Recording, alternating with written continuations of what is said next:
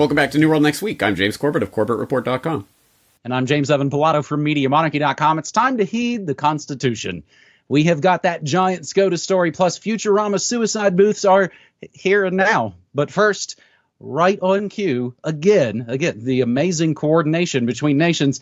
James, turns out it's not just Brandon and his Disney show tune singing information czar. It's all over the world. 60 countries signed declaration to bolster resilience to, of course, combat disinformation and misinformation. Again, we take this from the fantastic reclaimthenet.org. Tyrants unite. The United States and 60 partner countries, including the United Kingdom, of course, Canada, Australia, and members of the EU, have signed a sweeping declaration for the future of the internet, which commits to bolstering resilience to disinformation and misinformation, and somehow upholding free speech rights while also censoring harmful content. The White House framed the declaration as something that supports freedom and privacy by focusing on its commitments to protect human rights, the free flow of privacy, information, yada, yada, blah. The EU put out, shockingly, similar talking points and claimed that those who signed on to the declaration support a future internet that's open, free, global, interoperable, reliable, and secure. Something I believe it was before they were involved. However, the commitments in the declaration are vague and often conflicting. For example, the declaration makes multiple commitments to upholding freedom of expression, yet also commits to bolstering resilience to disinformation and misinformation. It also contains the seemingly contradictory commitment of ensuring the right to freedom of expression is protected when governments and platforms censor content that they deem to be harmful. That sounds double plus good. Furthermore, many of the governments that signed this declaration are currently pushing sweeping online censorship laws or openly supporting online censorship. Just a couple days ago, the Brandon administration called for private companies to censor online misinformation. But of course, like mask mandates and many other things, it's not actually legally binding. It all rests on total compliance from the populace. The declaration isn't legally binding, but is intended to be used as a reference for public policymakers as well as citizens, businesses, and civil society organizations. The signatories also intend to translate its principles into concrete policies and actions and work together to promote this vision globalistly. We will include the link to whitehouse.gov. United States and 60 global partners launched Declaration of the Future of the Internet, and we'll also give you the EU posting about it as well. James?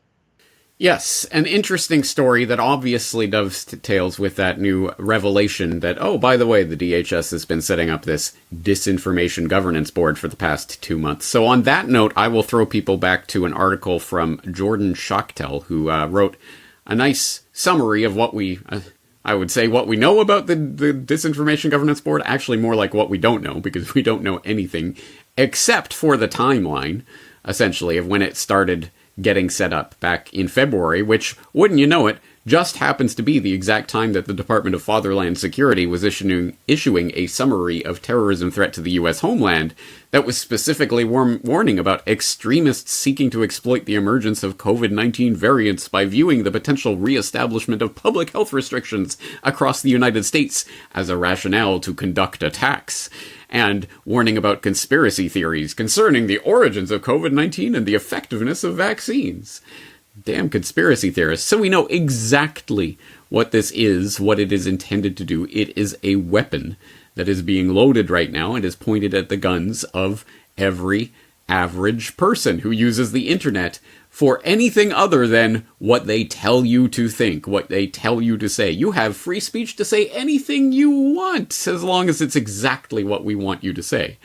And so, yes, if you go, and I suggest you do go read this Declaration for the Future of the Internet, in which they start by whitewashing the real history of the Internet, calling the promise of the Internet stemming from its design, an open network of networks, a single interconnected communication system for all of humanity. And by all of humanity, if you go into the actual history of it, they mean the Department of Defense, the U.S. Department of Defense. It was set up as a military system and also an intelligence system.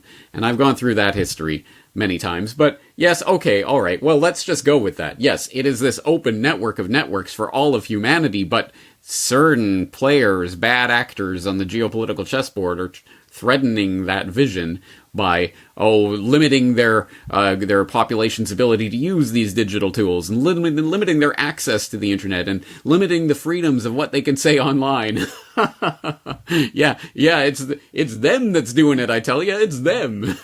But when we do it, it's because you need to limit speech in order to protect free speech, as the literal new Disinformation Governance Board Mary Poppins singer is telling us, right? Anyway, let's just put the hypocrisy out on the table. Again, I'm sure everyone knows this, but let's just put it in black and white. They talk about the threats, for example, posed by governments coming in and interfering with their citizens' use of the internet, etc., and trying to get too much information about their citizens from their online activities. Meanwhile, in reality, antiwar.com alleged Russian cyber threats fueled nearly 2 million warrantless, and I will parenthetically add, illegal FBI searches of Americans' data in 2021. The actual total was 3.39 million warrantless data searches in 2021, but only 2 million of them were justified because of alleged Russian cyber influence operations or whatever. So they're just using the boogeyman of the week to do what they want to do, which is snarf up all your data.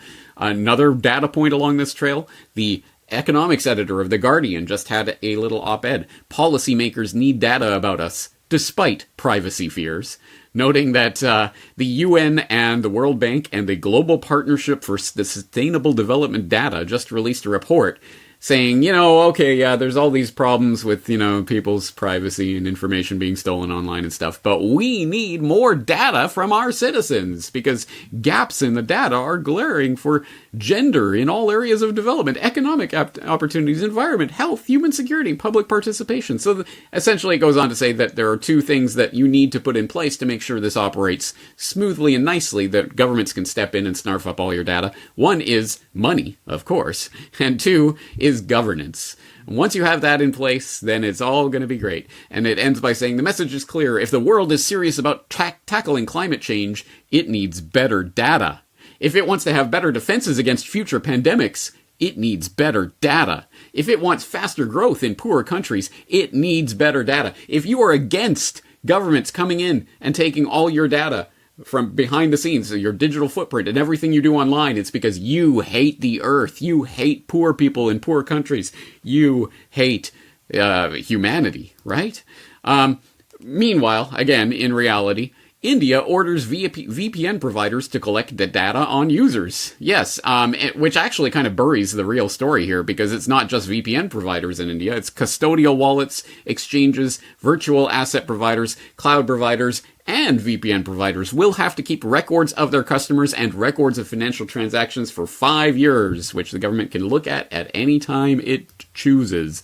And in case there is any doubt about where this entire disinfo scam is going and what it means and how it will be used, let's again just look to the technocratic overlords in China who are pioneering and spearheading the way. We mentioned it last week. I'll mention it here again this week. Minitrue silences the Voices of April viral video on Shanghai lockdowns, which goes to show that, yes, things trend on Weibo for a day or a few hours even, and then they get algorithmically censored and you cannot post it. You cannot post any combination of those keywords that they flag. You cannot post the video. You cannot post edits of the video. It just completely disappears off of Chinese social media. That is what they want. Lieberman and others have called for Chinese-style internet kill switch. This is not new. So anyway, all of that being said, this is what they want. They want total control over everything that happens online and everything you do on it. And they're going to drape it on all these flags of, it's about freedom and protecting the vision of the internet. Nonsense. I believe I've heard that that's how fascism comes. It'll be wrapped in a flag and maybe a cross or maybe whatever thing you do or don't like. We'll talk about that a little later in this episode. James, definitely do not search Shanghai body bag still alive, because they don't want you to find any of that footage. You said custodial. That reminds me of a lot of these stories, James, we've been going over a ton lately. Sanitation workers in India are essentially tracked and traced at all times with, it used to just be we did this to like criminals and you got a bracelet on your ankle because you're bad, but now everybody wears them all the time. You talked about those searches, those warrantless searches. I covered that on the show. Congress critters here in the States are very concerned, especially if those searches might have included them. I also covered just earlier this week, the first spam email in history was sent this week in 1978. And of course, that was at ARPANET. That was at DARPA. That was at the DOD back in the day. So not only did they start the military, but they were the first ones to, that was a Nigerian prince, something about an NFT, I forget. You also mentioned, if you want to save the environment, more data. I got an email this morning from a guy that said he, quote, worked for the HSBC, the Cabal Bank. He told me to watch out for Stockholm Plus 50, a healthy planet for the prosperity of all, our responsibility, our opportunity. And that's coming up on June 2nd and June 3rd, preparatory meeting. It's going to bring another global green treaty. So there was at least a little bit of a heads up. We might get deeper into that on a very future episode of New World next week. But like Joe LaBiafra sang about 40 years ago, killing the poor, I guess that was long before the orange anoia and the muzzling and just, open capitulation to the New World Order. Why is Canada euthanizing the poor? Since last year, Canadian law in all its majesty has allowed both the rich as well as the poor to kill themselves if they're too poor to continue living with dignity. In fact, the ever-generous Canadian state will even pay for their deaths. What it won't do is pay to allow them to live instead of killing themselves. As with most slippery slopes, it all began with a strongly worded denial that it exists. In 2015, the Supreme Court of Canada reversed 22 years of its own jurisprudence by striking down the country's ban on assisted suicide as unconstitutional, blithely dismissing the fears that the ruling would initiate a descent down a slippery slope into homicide against the vulnerable. The next year, Parliament duly enacted legislation allowing euthanasia, but only for those who suffer from a terminal illness whose natural death was reasonably foreseeable. Despite the government's insistence that assisted suicide is about individual autonomy, it's also kept an eye on those awesome fiscal advantages. It only took 5 years for that proverbial slope to come into view with Bill C-7, a sweeping euthanasia law which repealed that reasonably foreseeable thing I said a couple seconds ago, and the requirement that the condition should be terminal. Now, as long as somebody's suffering from an illness or a disability which cannot be relieved under conditions that you consider acceptable, they can take advantage of what is now known euphemistically, as St. Carlin would just be laughing at all of this, medical assistance in dying, MAID for short. Oh, call the maid, ring the bell and call your maid. Soon enough, Canadians from across the country discovered that although they'd otherwise prefer to live, too poor to improve their conditions to a degree which was acceptable. Not coincidentally, Canada has some of the lowest social care spending of any industrialized country. I'm sure Trudeau would deny all that. Palliative care is only accessible to a minority of people, and waiting times in the public healthcare sector can be unbearable to the point where that same Supreme Court, which legalized euthanasia, declared the waiting times at the clinics to be a violation of the right to life. Back in 2005, James, I'm always one of the main things I do, pattern recognition, trying to always recognize and track all these patterns. Man, there's a lot of suicide in the news just from the last couple of weeks. 3 weeks after announcing farewell reunion tour, Naomi Judd of the Judds dies by suicide. 15-year-old student kills himself after bullying over rumor of being unvaccinated. And speaking of vaccination status, James Madison University softball star Lauren Burnett died. The update is, it wasn't any of the weird MAGA jabs, it was suicide. German euthanasia group, this is a good one, not the B. German euthanasia group requires vaccine for assisted suicide. You've got to have your MAGA jabs and Brandon boosters before you can come in and for them to kill you. And inside the Swiss assisted suicide clinic where 2 U.S. sisters paid $11,000 each to die. Talked about that a bit on my morning show. Really interesting part of it, James. They were both, if you can believe this, lifelong medical professionals. A 54-year-old palliative care doctor and a 49-year-old nurse. James, what does it say? And even though now it's like screaming it for 2 years over, what does it say when the supposed health agencies and environmental groups, seemingly at the highest levels, are run by death-obsessed Malthusians? I think you just answered the question there, actually, I guess so. James. Yeah, it answers itself, doesn't it? Yeah, exactly right. So this article is, I'm glad this article was written. I'm glad people brought it to my attention. I got a couple people emailing it to me. I saw someone bring it up in the comment section the other day. So thank you to all the people who get this sort of thing in front of us and bring it to our attention. It is a good article for at least introducing the subject, for people who don't know how far along advanced this agenda really is. However, it does, I think, fall short of essentially answering or even posing that question as you posed it there, James, which, yeah, what does it say? That these are, it always goes back to these death-obsessed Malthusians who are just constantly, essentially, trying to get people to die one way or another, whether by actively doing it to them or, hey, guys, why don't you kill yourselves? It'll be the easy way out. It always does come back to that. So I will, again, commend this article not only for at least bringing these facts to the table, but also pointing to such things as that 2005 Supreme Court decision, pointing out that, yeah, the wonderful Canadian socialized healthcare system, which we all love so much, why can't we do that in the States? Literally, the Supreme Court saying, yeah, waiting times, these ridiculous waiting times, literally are killing people. It really does deprive people of their right to life. I bet you a lot, not even a lot of Canadians know about that. So there's the link there to the Supreme Court decision. I suggest people go read through that. But yes, it does obviously come back to the very same things that you and I have been talking about for decades now. And so it will not be a surprise to our regular audience, but people who want to know about what this real agenda is really about, I will humbly suggest they go back to episode 396 of the Corbett Report podcast, Bioethics and the New Eugenics, which I think raises exactly this point, talking about all of the breakdown of the millennia-old Hippocratic Oath and all of these things. You swear to abide by these principles and do no harm and all of this. Well, actually, that's outdated. We don't need that anymore. Now it's, maybe we should do harm when it's better for society and all of this. Again, it is a new manifestation of the old lie of eugenics.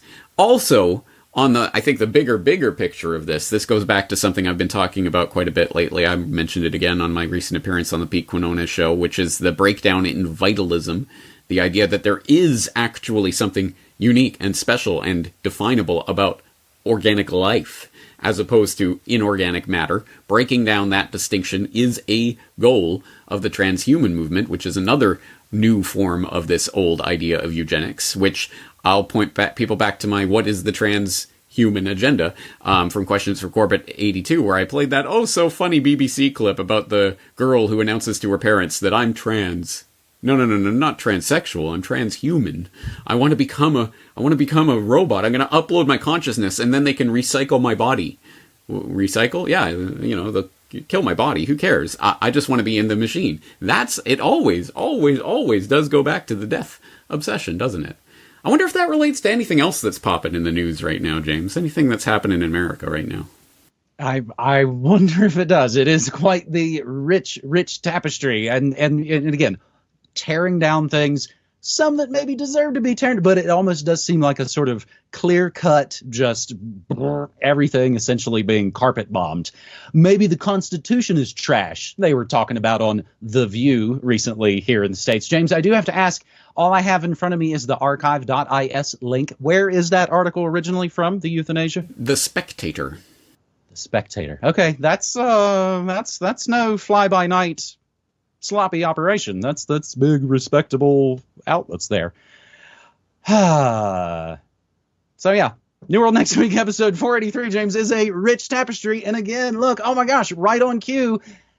Here comes the My Body, My Choice gang. Hey, where y'all been at the last couple years? Supreme Court in America has voted to overturn abortion rights, draft opinion shows. This just broke a couple of days ago. I think this is going to be kind of massive. And this comes from Politico, the folks who got the leaked document and the originators of this story. The Supreme Court in America has voted to strike down the landmark Roe v. Wade decision. That's the big abortion Supreme Court case.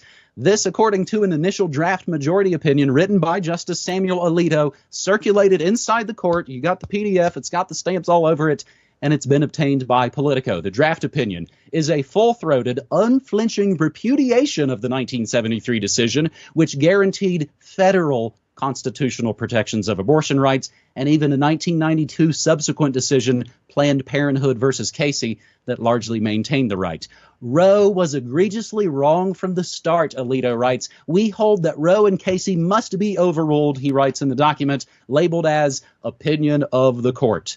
It's time to heed the Constitution and return the issue of abortion to the people's elected representatives. We do have the 98-page PDF up in the links. James, the gaslights have become the headlights, and there's a million different ways we could talk about this. I can joke about it and say, hey, maybe the fake left Pepsis could throw Pepsi cans at the riots, since the flavors are based on aborted, human fetal cells from Cinemix.